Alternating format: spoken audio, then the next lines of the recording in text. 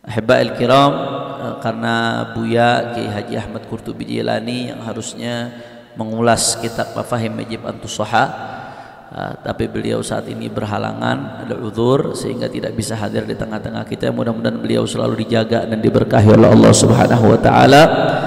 Maka Al-Faqir yang melanjutkan pembahasan kitab Mafahim Majib Antus-Shaha karya Syekhu Syuyukhina Fakhrul Hijaz Muhaddithul Haramain Imamu Ahli Sunnati wal Jama'ati fi asrih Abuya Sayyid Muhammad ibn Alawi ibn Abbas ibn Abdul Aziz Al-Maliki Al-Hasani alaihi rahmatullah bisanadil muttasil ila al-muallifi rahimahullahu ta'ala wa nafa'ana bihi fid darain amin. Baina ni'matil bid'ah wa bi'satil bid'ah.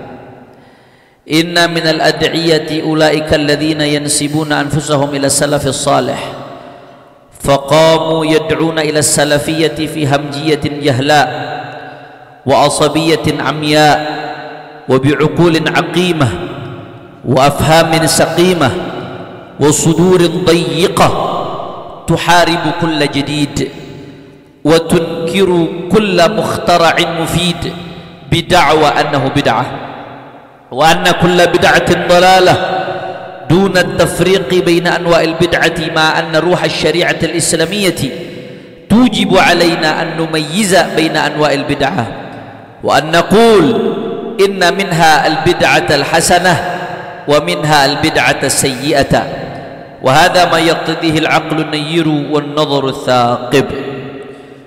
وهذا ما حققه علماء الأصول من سلف هذه الأمة رضي الله عنهم كالإمام العز بن عبد السلام والنووي والسيوطي والمحلي وابن حجر. والأحاديث النبوية يفسر بعضها بعضا ويكمل بعضها بعضا ولا بد من النظر إليها نظرة واحدة متكاملة ولا بد من تفسيرها بروح الشريعة ومفهومها المتفق عليه بين أهل النظر إلى آخر ما قال. Ahibba'il kiram, melanjutkan pembahasan kitab Mafahim yang dibahas oleh Buya Ki Haji Ahmad Qurtubi Jilani. Ya, sebetulnya Buya masih di pertengahan Thawbuz Zur, cuman beliau sudah bahasa tengah. Kalau saya baca yang itunya nggak enak, takut mengganggu pembahasan beliau, sehingga saya langsung di satu fasal nanti sampai akhir insyaallah kita baca baina ni'matil bid'ah wa bi'satil bid'ah. Saya langsung ke situ, nanti Buya akan kembali melanjutkan apa yang beliau sudah bahas, kemudian lanjut ke fasal yang berikutnya yang setelah saya bahas insyaallah. Maka di sini Abuya Sayyid Muhammad ibn Alawi Al-Maliki menjelaskan wa inna minal ad'iya, termasuk mereka yang suka ngaku-ngaku. Ini kan masih bahas Thawbuz Zur itu, ya. Orang-orang yang pakai pakaian palsu, ngaku-ngaku. Kullun yadda'i waslan bilaila wa hiya la tuqirru lahum wisala. Semuanya ngaku dekat sama Laila, padahal Laila nggak ngakuin mereka. Semuanya ngaku yang paling benar, pemurnian tauhid, ngakunya Ahlussunnah wal Jamaah, padahal banyak di antara mereka yang sudah melenceng dari pemahaman Ahlussunnah wal Jamaah. Nah, kata Buya wa inna minal ad'iyah, termasuk mereka yang tukang klaim, dakwah itu klaim, tukang ngaku-ngaku. Siapa mereka? Ulaika alladzina yansibuna anfusahum ila salafus salih, mereka yang menisbatkan diri mereka kepada salafus salih, merasa dirinya paling salafus salih. Istilah salafus salih ini ahibba'il kiram, tergantung siapa yang mengucapkan. Istilah salafus salih tergantung siapa yang mengucapkan.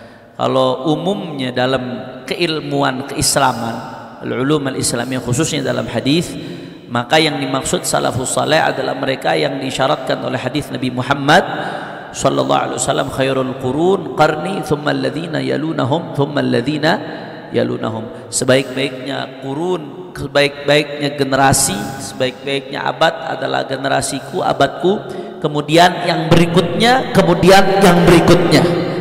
Makanya kalau disebut salafun saleh, umumnya di dalam funun Islamiyah, fan-fan keislaman disebutkan salafun saleh, maka istilah ini yang dimaksud adalah yang generasi 3 pertama.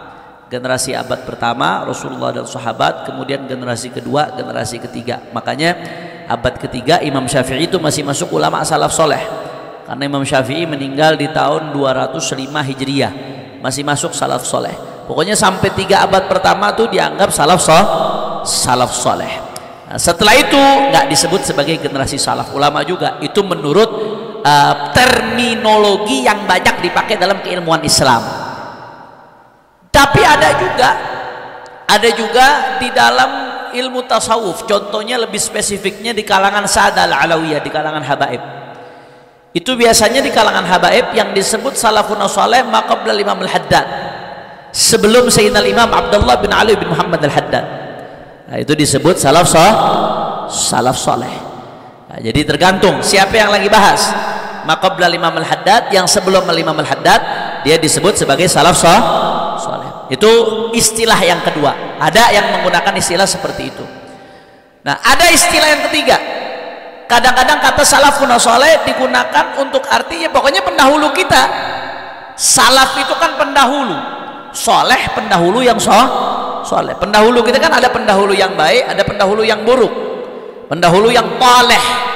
Nah, ketika pakai salaf soleh, pokoknya pendahulu kita yang udah mendahului kita, yang meninggal lebih dulu dari kita, bapak kita, kakek kita, guru-guru kita, bagi kita disebut salaf soleh. Jelas atau tidak? Faham? Itu yang dimaksud. Ya, salaf soleh itu yang dimaksud oleh banyak orang ketika mengucapkan salaf soleh masuknya ini. Makanya hadir haul. Haulnya haul siapa? Haulnya haul ulama yang belum terlalu lama meninggal, Mama Sempur misalkan. Hadir haul Habib Abdullah bin Muhsin al-Attas. Hadir haul Habib Ali bin Muhammad al-Habsyi di Solo. Kita bilangnya ayo kita ngikutin salafun soleh, ikutin Habib Ali Habsyi. Nah, itu kalau pakai istilah tadi yang pertama masuk atau tidak? Nggak masuk. Pakai istilah kedua pun nggak masuk. Salaf soleh maqabla Imam al-Haddad. Maka pakai istilah yang disebutkan itu ya istilah yang umum di tengah-tengah kita. Ini istilah yang ketiga. Setiap yang mendahului kita dari kalangan orang-orang soleh maka disebut salaf soleh. Mudah-mudahan kita jadi salaf soleh untuk penerus-penerus kita nanti. Jadi salaf yang soleh bukan salaf yang toleh. Amin ya rabbal. Nah, ini ada orang nih kata Buya yang ngeklaim yang sibuna anfusahum ila salafus saleh. Mereka menisbatkan diri mereka kepada salaf soleh sebagai pengikut generasi 3 pertama. Salaf soleh di situ generasi 3 pertama tuh. Abad pertama, kedua, ketiga ulama salaf soleh. Bahkan ada seorang ulama ustadz lah, nah, bisa disebut ulama juga ustadz di kalangan mereka ma'ruf.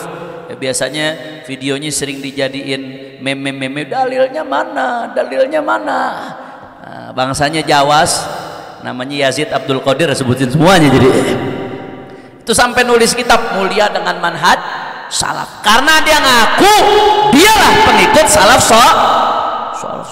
Jadi kita mengikuti manhaj salaf, mengikuti jalan salaf. Nah, itu banyak mereka yang mengklaim seperti itu. Akhirnya apa yang mereka lakukan? Faqamu yad'una ila salafiyah. Mereka berdiri bangkit yad'un, memanggil ila salafiyah, kepada jalannya salaf, fi hamjiyatin jahla, dengan cara yang sangat bodoh. Hamaj itu artinya al-hamqa, hamaj. Hamjiyah itu kebodohan, hamaj itu arti hamqa. Apa nasamatu hawakalaha arajun wa ghairuhum hamaju. Hamaj itu sekelompok orang-orang bodoh disebut hamaj. Fi hamjiyatin jahla, di dalam kebodohan yang sangat bodoh. Wa asabiyatin amya, dan fanatisme yang buta. Bi uqulin amiqah, dan dengan akal-akal yang aqimah. Bi uqulin aqimah, dengan akal-akal yang mandul, yang tumpul. Wa afhamin saqimah, dan pemahaman-pemahaman yang sakit. Wasudurin dayyiqah, dan dada-dada yang sempit. Tuharibu kulla jadid, mereka memerangi segala yang baru. Wa tunkiru kulla mukhtara'in mufid, dan mereka mengingkari segala hal yang dibuat tapi berfaedah. Bid'wa annahu bid'ah, dengan alasan bahwasanya itu bid'ah. Wa anna kulla bid'atin dhalalah, bahwasanya setiap yang bid'ah itu sesat, menyesatkan. Duna tafriq baina anwa'il bid'ah, tanpa membedakan antara jenis-jenis bid'ah. Ma anna ruh syariatil islamiyah, padahal ruhnya syariat Islam tujibu alaina, mewajibkan atas kita, mewajibkan apa? An numayyiza, untuk membedakan baina anwa'il bid'ati, antara jenis-jenis bid'ah, wa an naqula, dan tujibu alaina an naqula, ruh syariat Islam mewajibkan kita untuk mengatakan inna minha, bahwasanya di antara yang bid'ah al bid'atul hasanata, ada yang bid'ah hasanah, wa minha, di antara bid'ah ada yang al bid'atus sayyi'ata, ada yang bid'ah sayyi'ah, wa ma yaqwahada, dan inilah ma yaqtadihil aqlu, apa yang dituntut oleh akal, an-nayyiru, yang terang benderang, wan nadharus saqibu, dan pandangan yang dalam, pandangan yang saqib itu saqib yang menembus, maksudnya pandangan yang dalam, saudara.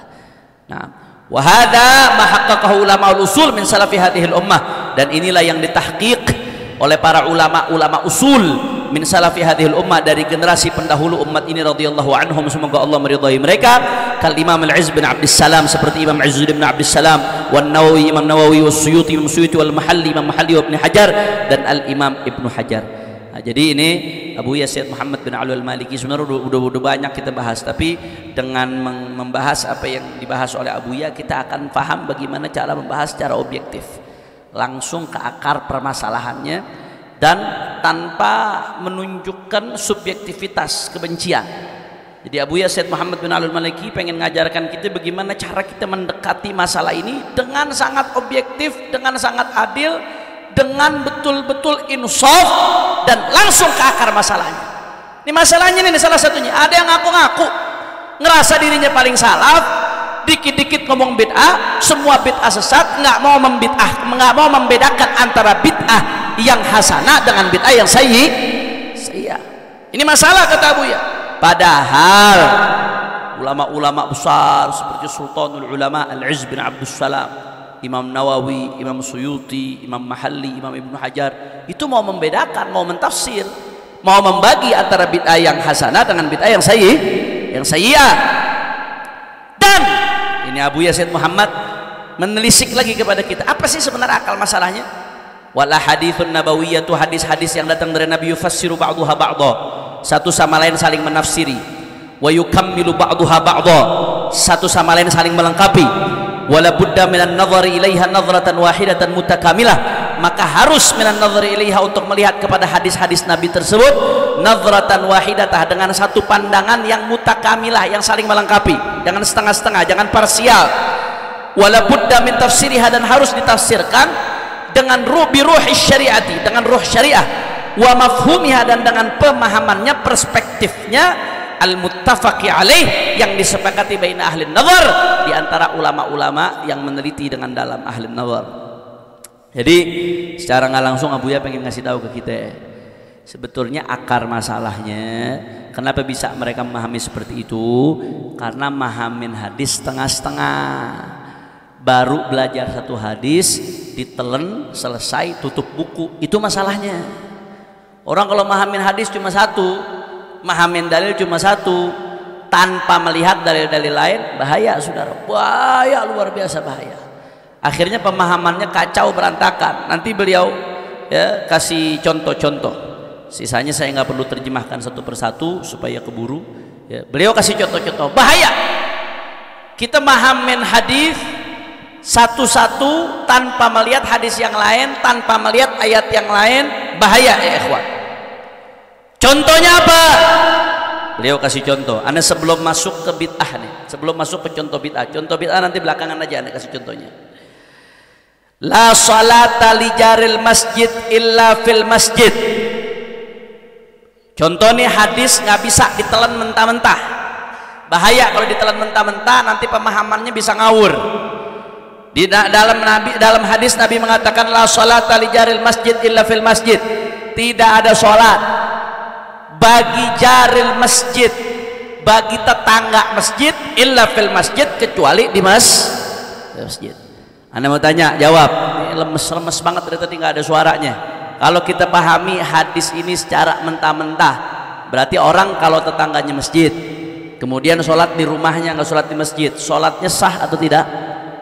Kalau kita mahamin hadis ini mentah-mentah, Nabi mengatakan la sholata li jaril masjid illa fil masjid, nggak ada sholat bagi tetangga masjid kecuali di dalam masjid.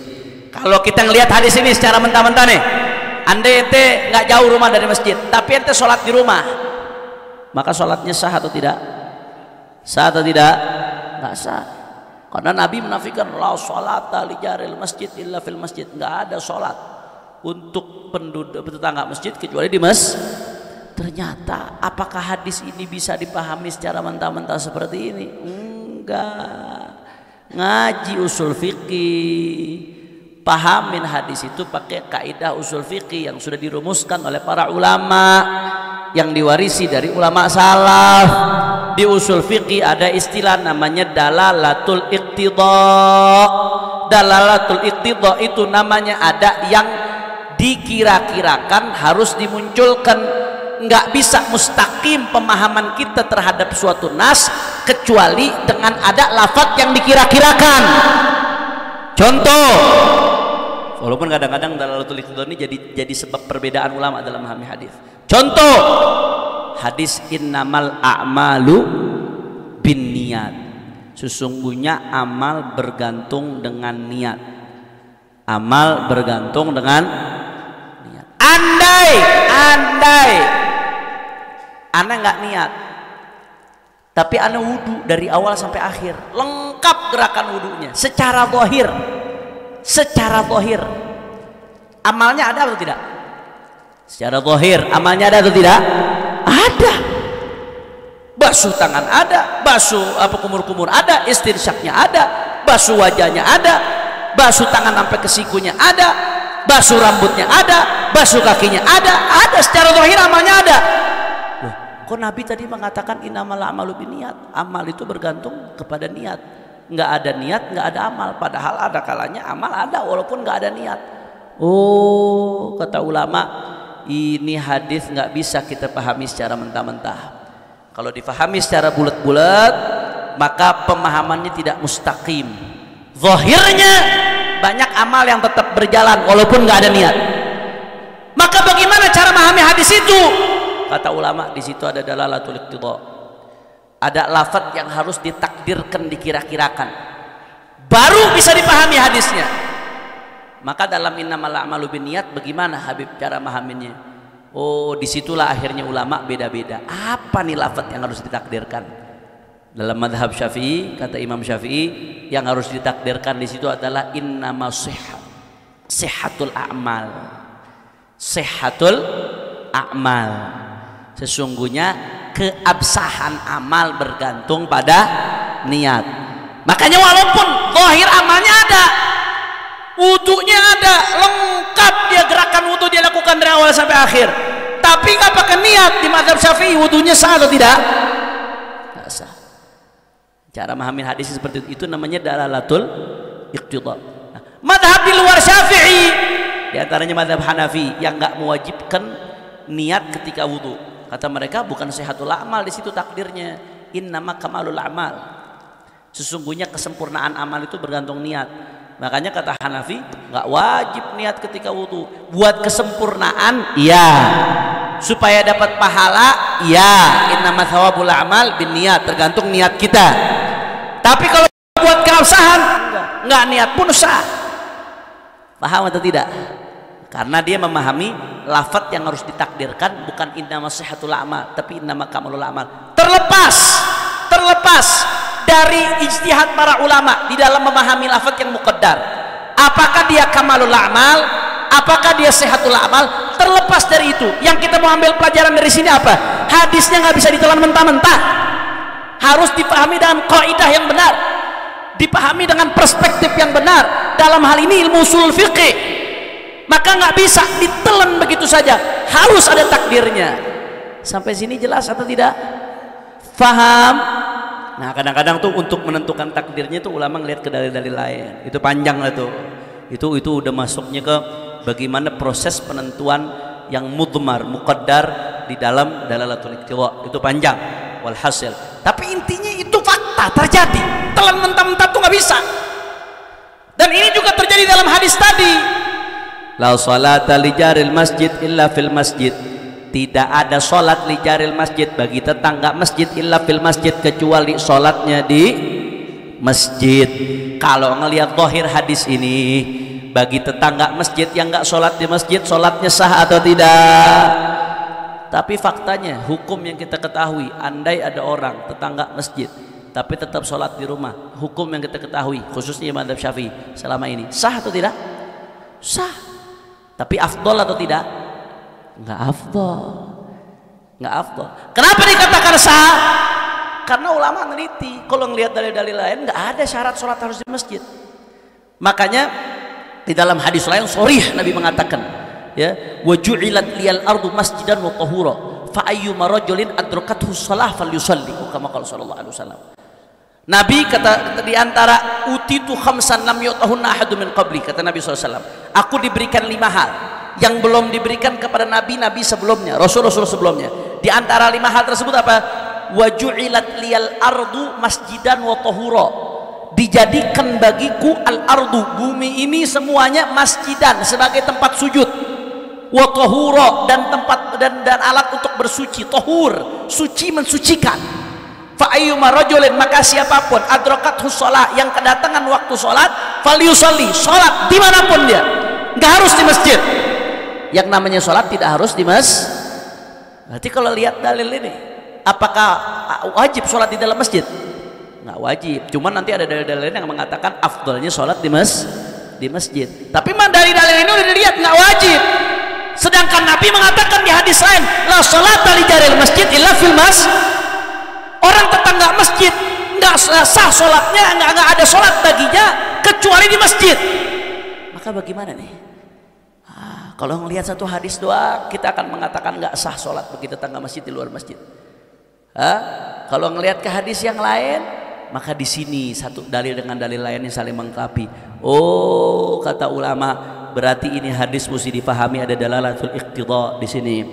Ada lafaz yang ditakdirkan, yang dikira-kirakan. Apa lafaznya?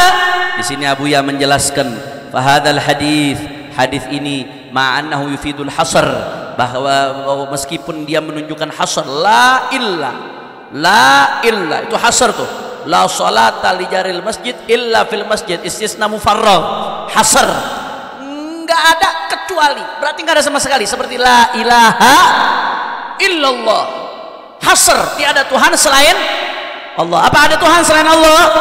Yang Tuhan hanya siapa? Karena hasar di situ. La ilaha.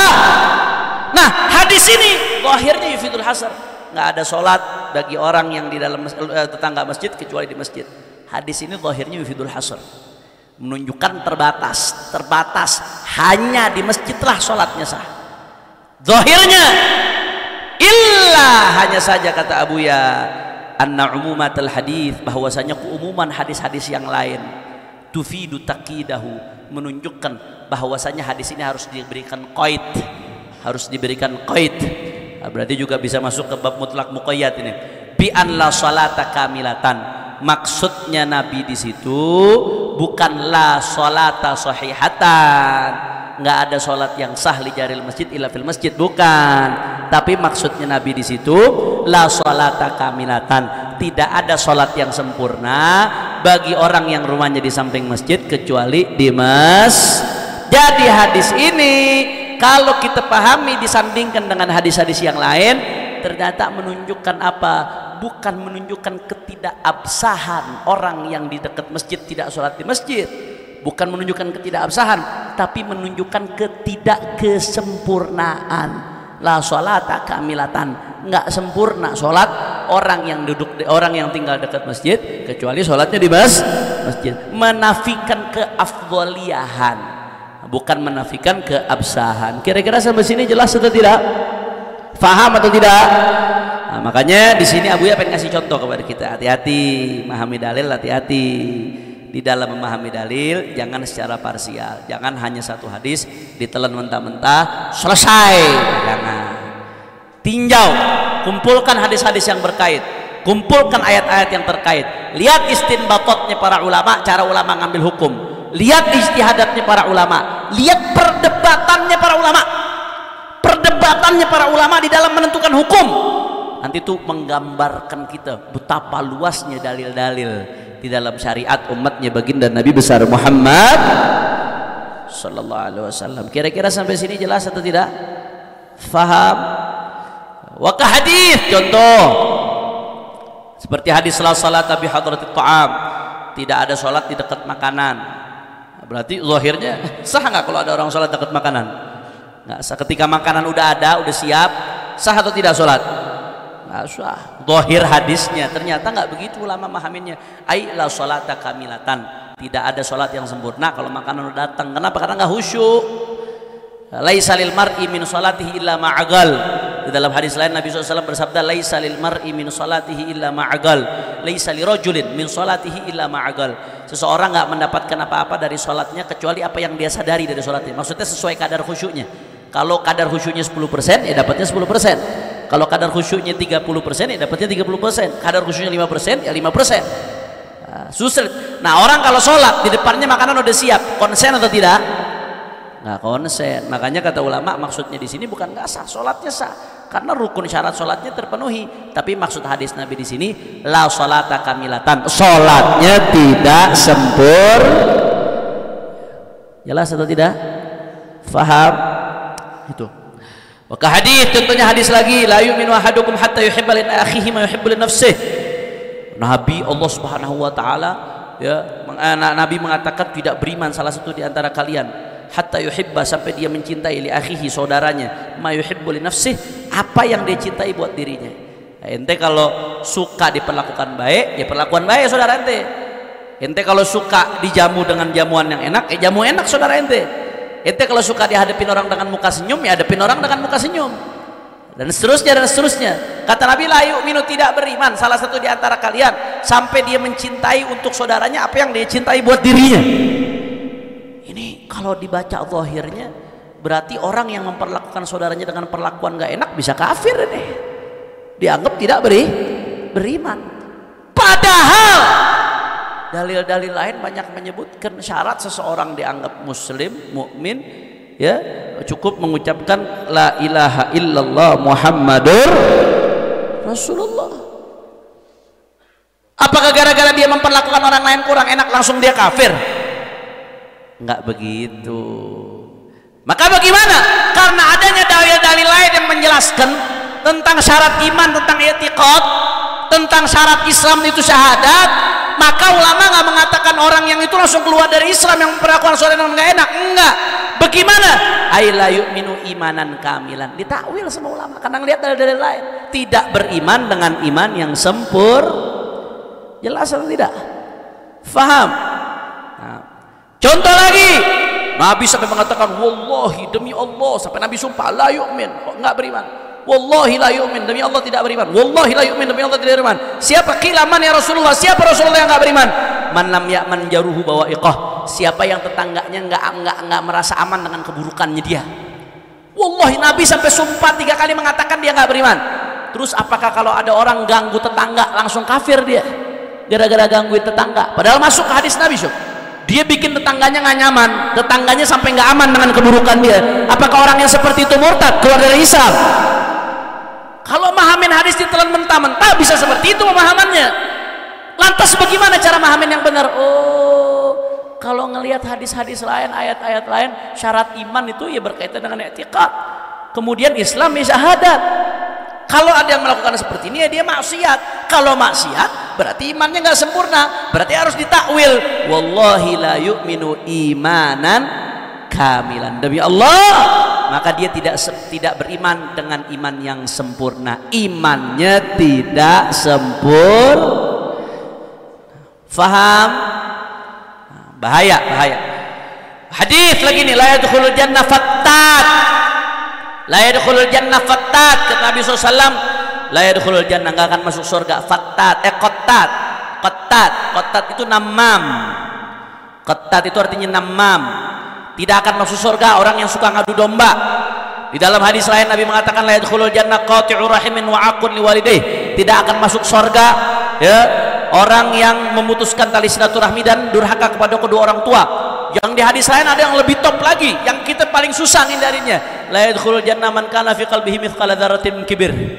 Enggak akan masuk surga siapa yang di hatinya ada sebiji dzarrah dari kesombongan kibir. Kata ulama ahli tasawuf, kita kalau nganggap ada satu orang aja lebih rendah dari kita, itu udah masuk kategori sombong, udah masuk kategori kibir. Siapa di antara kita yang selamat itu? Siapa di antara kita yang selamat dari sebiji dzarrah kekibiran? Siapa yang selamat di antara kita? Mudah-mudahan Allah bersihin hati kita insyaallah. Tapi faktanya siapa di antara kita yang selamat? Apa gara-gara ada kegembiraan sedikit terus langsung nggak masuk surga sama sekali? Padahal ada dalil-dalil lain dari Al-Quran dan dari Sunnah yang menjelaskan.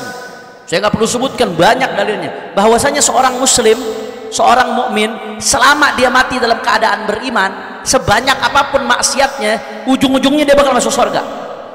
Walaupun kadang-kadang dibakar dulu di neraka. Mudah-mudahan kita nggak ngalamin dibakar dulu di neraka, insya Allah. Padahal ayat-ayat hadis yang lain menjelaskan seperti itu. Lah kok ini bagaimana, Beb? Ada hadis menjelaskan nggak masuk surga tukang adu domba, yang durhaka sama orang tua, kemudian memutuskan dari silaturahmi, yang di hatinya ada sedikit kesombongan, nggak masuk surga. Urusannya kita nggak ada yang masuk surga ini, Beb, kalau begini. Maka bagaimana? Padahal dari lain menjelaskan selama masih ada iman dia bakal masuk surga ujung-ujungnya. Maka di sini ulama mentakwil, gara-gara melihat hadis-hadis yang lain, dalil-dalil yang lain, ulama mentakwil, innahu la yadkhulu dukhulan awwaliyan. Maksudnya nggak masuk surga awal-awal, nggak masuk surga langsung, disiksa dulu, dicuci dulu, naudzubillah min. Atau ditakwil sama ulama, ay la yadkhulul jannah idza kana mustahilan lidzalikal fi'il. Nggak masuk surga kalau apa? Kalau dia menghalalkan. Kalau menghalalkan, di dalam syariat itu orang yang menghalalkan sesuatu yang mujma' alaih ma'lum minadin biturrah, yang tadinya haram dihalalkan, maka kafir, murtad, min asbabir riddah. Menghalalkan sesuatu yang haram yang disepakati. Jawab yang kompak, durhaka sama orang tua haram atau tidak? Ulama sepakat atau tidak? Mutuskan tali silaturahmi haram atau tidak? Ulama sepakat atau tidak? Sepakat. Kemudian ngadu domba haram atau tidak? Ulama sepakat atau tidak? Nah, ini hal-hal yang udah diharam disepakati, tahu-tahu ada yang menghalalkan, bukan hanya melakukan, menghalalkan. Dia menganggap itu boleh, nggak apa-apa, nggak ada masalah. Nah, sifat menghalalkan tersebut, perbuatan menghalalkan itu mengeluarkan dia dari Islam. Kalau udah keluar dari Islam, masuk surga apa kagak? Enggak, ditakwil sama ulama. Jadi imma jawabannya, maksudnya di situ nggak masuk surga kalau dia nggak masuk surga dukhulan awwaliyan, nggak masuk surga awal-awal, artinya dihisap dulu, disiksa dulu, naudzubillah min dzalik. Atau yang kedua, kata ulama jawabannya, dia emang benar-benar nggak masuk surga kapan? Kalau menghalalkan hal-hal yang haram tadi. Kira-kira jelas atau tidak? Nih, yang contoh-contoh yang Anda bahas tadi ini sebelum kita bahas bid'ah, ini kita belum masuk ke bid'ah. Nanti begitu masuk bid'ah udah gampang. Anda ngasih contoh-contoh dulu, Anda sebutkan tadi. Contoh-contoh tadi untuk menggambarkan bahwasanya yang namanya dalil satu sama lain saling melengkapi. Itu catatan pentingnya. This is the point. Ini poinnya, catatan pentingnya. Yang namanya dalil saling melengkapi. Yang namanya dalil itu satu sama lain yukhassis ba'daha ba'dha wa yuqayyid mutlaqahu wa yubayyin mujmalahu wa yansakh ba'dul ahyan wa yansakh wa yaj'al dalil akhar mansukhan. Nah, kalau kita belajar ushul fikih, ada kalanya dalil yang satu mentaksis dalil yang lain, yang tadinya mujmal, global, general, ditaksis, dispesifikasi, makanya berkaitan. Ada kalanya dalil yang mutlak, ya mutlak, nggak ada embel-embelnya, muqayyad, jadi dikasih catatan, dikasih embel-embel. Ada kalanya dalil yang mujmal, yang global, nggak ada penjelasan, jadi mubayyan, jadi dijelaskan. Ada kalanya dalil yang masih berlaku, ternyata ada dalil lain yang menasakh, maka yang ini jadi nasikh, itu jadi mansuh. Dalil nggak bisa dipahami secara mutlak, nggak bisa dipahami secara parsial, harus dinadhrah wahidah mutakamilah, kata Abuya. Harus dipandang, kata Abuya Syed Muhammad bin Ali Al-Maliki, dengan pandangan yang mutakamilah, yang komprehensif. Makanya di sini nih jadi catatan, makanya nggak bisa langsung ngambil hukum ke Al-Quran dan Sunnah kecuali mujtahid. Kenapa syaratnya hanya mujtahid yang boleh? Hikmahnya apa? Karena mujtahid itu udah tatabbu'ul adillah. Mujtahid itu dia sudah neliti dalil, dia sudah menguasai banyak dalil, sehingga disinkronkan antara satu dalil dengan lainnya. Syaratnya jadi mujtahid itu nggak gampang ya ikhwan, berat. Bahkan banyak ulama yang mengatakan kalau mujtahid mutlak semenjak ratusan tahun lalu udah nggak ada yang memenuhi syarat. Banyak tuh, saya nggak perlu bahas keterangan tentang itu. Artinya kenapa sampai disyaratkan yang bisa ngambil hukum langsung dari Al-Quran hadis hanya mujtahid? Supaya ini nih, supaya memahami dalil secara parsial nggak terjadi, supaya memahami dalil secara setengah-setengah yang akhirnya menimbulkan pemahaman yang ngawur keliru nggak terjadi. Dan itu benar terbukti saudara, gara-gara ada orang-orang yang sombong, nggak mau taklid dengan ulama, nggak mau taklid dengan mujtahid, merasa dirinya hebat, langsung baca hadis. Apa yang dia baca? Kullu bid'atin dhalalah, setiap yang bid'ah yang baru dhalalah, tanpa ngelihat hadis yang lain, tanpa ngelihat dalil yang lain. Akhirnya apa yang terjadi? Orang Islam sedunia di bid'ah-bid'ahin sama dia gara-gara pemahaman dia yang ngawur, yang ngikutin pemahaman ulama. Nah, akar masalahnya apa? Memahami dalil secara sepotong-sepotong. Kira-kira jelas atau tidak? Paham? Ini kalau udah hujan gini berarti tanda udah selesai deh, karena udah nggak kedengeran, teriak-teriak juga susah ya. Makanya sini kalau kita kembali ke ayat, ke hadis, kullu bid'atin dhalalah, mereka yang ngaku sebagai salaf, ngaku generasi salaf, mereka memahami dari sini kullu bid'atin dhalalah, selesai sampai di situ. Nabi mengatakan setiap yang bid'ah sesat, maka nggak usah lihat lagi dalil-dalil yang lain, pokoknya yang bid'ah sesat. Nabi udah bilang semua ya semua. Nabi bilang semua, kok ente pengen batas-batasin? Nabi bilang semua, kok ente pengen katakan sebagian? Nabi bilang semua, kok ente pengen bilang hasanah ada yang sayyi'ah? Ente mau nentang Nabi? Nabi ngomong semua, kullu bid'ah, semua. Kalau udah Nabi mengatakan semua, ente jangan bilang sebagian. Kalau Nabi sudah mengatakan semua, ente jangan bilang ada yang baik, ada yang buruk. Ini mereka nih, kenapa seperti ini?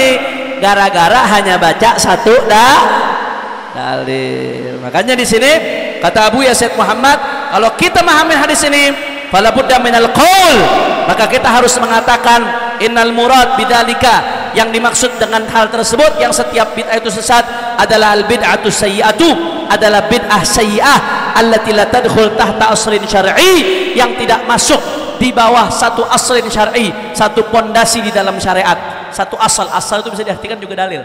Asal itu bisa diddul furu'. Asal itu salah satu maknanya, asal itu dalil. Wa aslu hadhil masalah, asalnya masalah dalilnya. Maksudnya di sini setiap bid'ah sayyi'ah yang nggak masuk dalam cakupan satu dalil syariat, maka itu baru yang bid'ah sayyi'ah, bid'ah dhalalah. Dalilnya apa, Beb?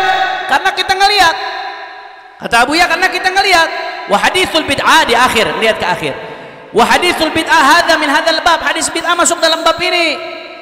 Fa umumatul hadits, keumuman hadis-hadis yang lain.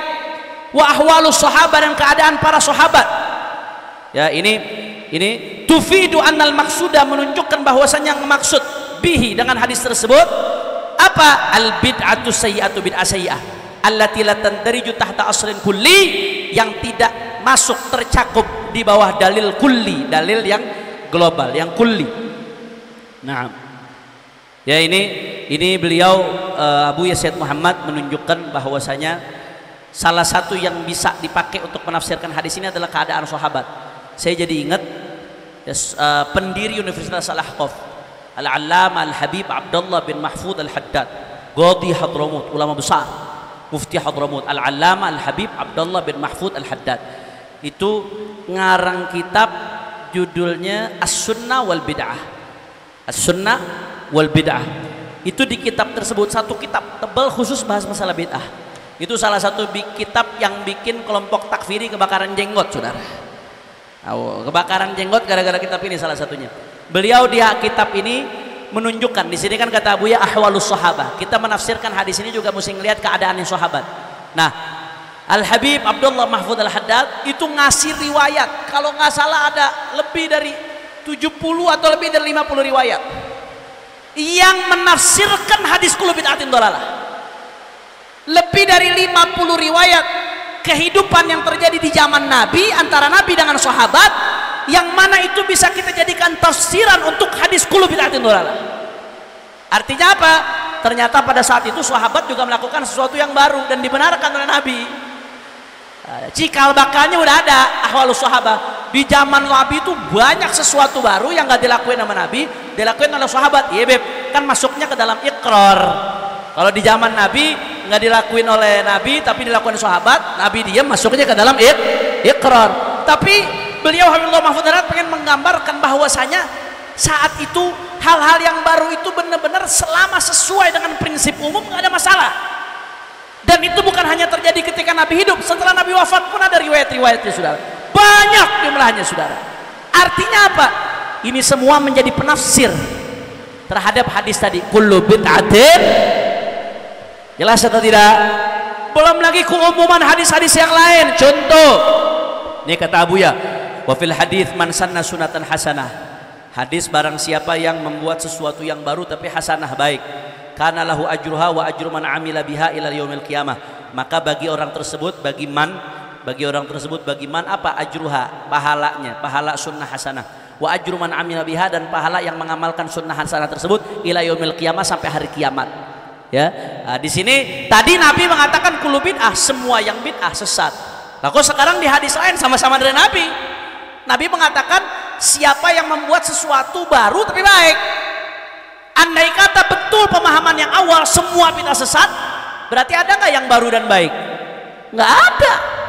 Faktanya Nabi sendiri yang mengatakan ada yang baru tapi baik. Berarti dari hadis Nabi sendiri bisa dipahami bahwasanya kalau ada sesuatu yang baru dalam agama tapi baik, dalam artian baik apa? Kalau kita kembali ke hadis lain, man ahdatsa fi amrina hadza ma laysa minhu. Baik itu berarti makana minhu. Apa yang punya dalil dalam syariat, makana minhu. Ma laysa minhu yang bertentangan dengan syariat. Makana minhu apa yang punya dasar dalil dari syariat. Itu yang baik tuh berarti. Berarti boleh walaupun baru. Selama dia punya dasar dalam syariat, punya dalil dalam syariat, walaupun nggak secara langsung dilakukan, ya boleh, nggak ada masalah, karena syariat ini luas. Kira-kira paham atau tidak? Nah, jadi kalau mahamin hadis kullu bid'atin dolalah, dilihat dikit aja, belok dikit ke hadis man sanna fil Islam, man sanna sunnatan hasanatan kana lahu ajruha wa ajru man amila biha ila yaumil qiyamah. Ya, maka ulama mengatakan hadis ini menjadi mukhassis. Nah, hadis tadi kullu bid'atin dolalah am, general, umum. Nah, hadis ini menjadi mukhassis, menjadi pentaksis, menspesifikasi cakupan keumuman yang ada pada hadis pertama. Maksudnya bagaimana, Beb? Saya jelaskan sedikit. Hadis kullu bid'atin dolalah itu mencakup semua bid'ah, karena katanya kullun itu am, min siyaqil umum dalam usul fiqih. Al-kull min siyaqil umum. Kul itu termasuk sikot-sikotnya umum. Ini saya banyak yang saya nggak terjemahkan istilahnya karena yang ngaji banyak ustaz. Ya, kalau yang ngaji orang awam semua satu-satu mesti dijelaskan. Banyak saya nggak jelaskan karena yang ngaji kebanyakan ustaz. Saya jelaskan dikit-dikit aja istilahnya. Ya, kata-kata kullu bid'atin dolalah. Kullun, lafaz kullun itu am, general sifatnya.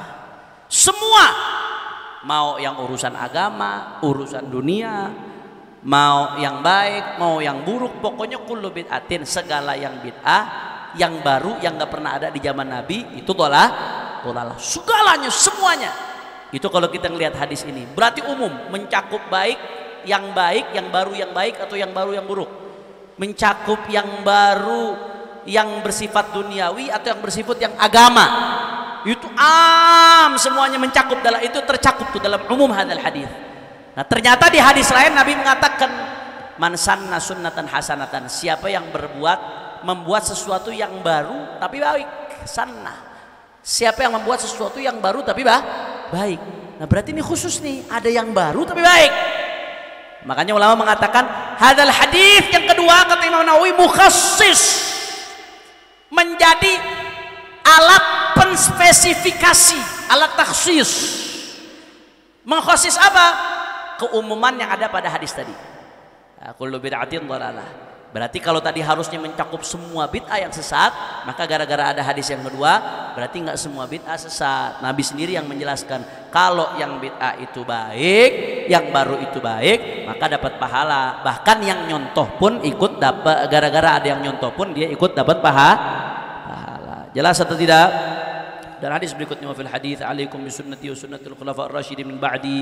Nabi sendiri mengatakan hendaknya kalian mengikuti sunnahku dan sunnahnya khulafa'ir rasyidin, para khulafa'ir rasyidin setelahku. Addu 'alaiha bin nawajid, gigitlah kuat-kuat dengan nawajid, dengan gigi geraham kalian. Maksudnya jangan dilepasin tuh. Nah, sedangkan sahabat sendiri, wa yaqulu Umar fi salatit tawarin ni'matul bid'atu hadhihi. Sayyidina Umar sendiri mengatakan, omongan Sayyidina Umar ini sebetulnya menjadi pembagi.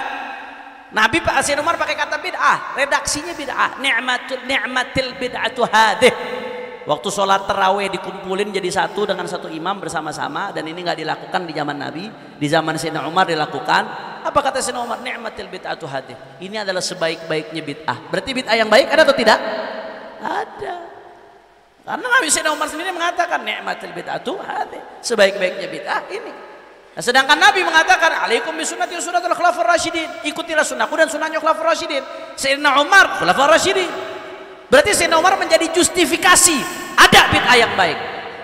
Karena Sayyidina Umar mengatakan lil madah ni'ma lil madah bi'sa lil dzam. Ni'matil bid'atu hadhihi, sebaik-baiknya bid'ah adalah ini. Kira-kira faham atau tidak? Jelas? Insya Allah. Mudah-mudahan yang kita jelaskan bermanfaat.